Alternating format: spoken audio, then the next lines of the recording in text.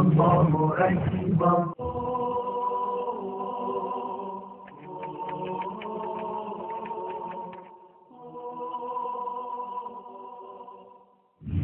آج کی ہماری گفتگو ماہ رمضان کو وداع کرنے کے متعلق ہے کہ جب ماہ رمضان مبارک وداع ہوتا ہے تو ہمیں کس شان سے وداع کرنا چاہیے.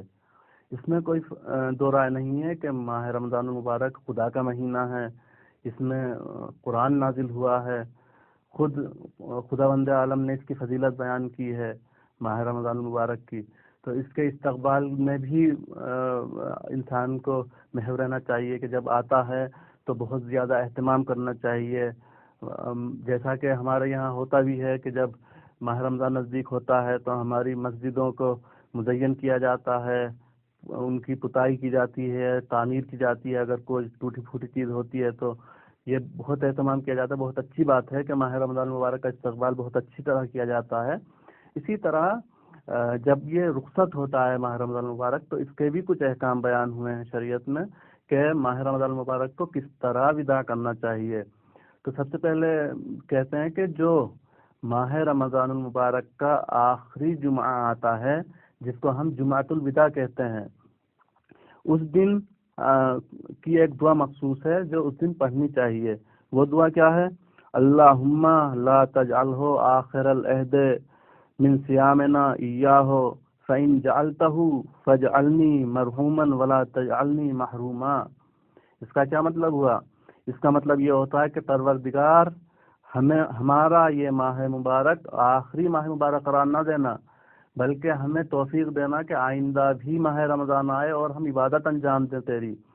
اور اگر اس رمضان کو تو نے ہمارا آخری رمضان قرار دے ہی دیا ہے تو ہمیں مرحوم قرار دینا، یعنی اپنی رحمت کے سائے میں رکھنا، ہمیں محروم مت کرنا اپنی رحمت سے.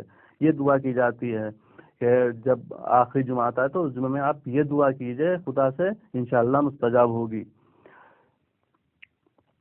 اور ماہ رمضان کی جو آخری شب ہے، یعنی شب عید جسے کہا جائے، 29ویں شب یا 30ویں شب جو بھی ہے آخری شب، اس میں آپ کو غسل کرنا چاہیے، مستحب ہے. ہمیں بھی غسل کرنا چاہیے، سب کو. زیارت امام حسین ہے، اسی طرح غسل کرنے کے بعد زیارت امام حسین پڑھیں، نماز پڑھیں 2 رکعت زیارت کی اور زیارت امام حسین پڑھیں. اس کے علاوہ سورہ انعام کی تلاوت ہے، سورہ کہف کی تلاوت ہے، سورہ یاسین. ان سب سوروں کی تلاوت بہت اہمیت کی حامل ہے کہ شب عید ان سوروں کی آپ تلاوت کیجئے، بہت زیادہ ثواب ملے گا. ایک مورد ایک تسبیح آپ یعنی پوری تسبیح 100 مرتبہ استغفر اللہ و اتوب الیہ، یعنی جس طرح شب قدر میں استغفر اللہ و اتوب الیہ 70 مرتبہ کا حکم ہے، اسی طرح یہاں پر یعنی شب عید آپ پوری تسبیح استغفر اللہ و اتوب الیہ کی پڑھیے. یہ بہت ثواب کی حامل ہے.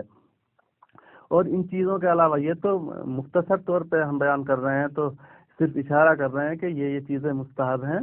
ان کے علاوہ جب ہم مراجعہ کرتے ہیں کتابوں میں، احکام کی کتابوں میں، دعاؤں کی کتابوں میں، تو بہت ان کے علاوہ بھی بہت زیادہ احکام ہیں جو ہمیں دعاؤں کا حکم دیتے ہیں کہ یہ دعا پڑھیے اس کی یہ فضیلت ہے، یہ دعا پڑھیے اس کی یہ فضیلت ہے.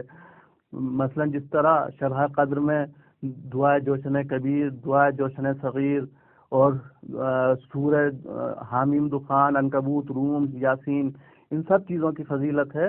اسی طرح شب عید بھی یعنی رمضان کی آخری رات میں بھی خداوند عالم سے طرح طرح سے راز و نیاز کرنا چاہیے، اپنی دعائیں کرنی چاہیے، اہل بیت علیہ السلام کو وسیلہ قرار دینا چاہیے تاکہ ہماری دعائیں مستجاب ہو سکیں.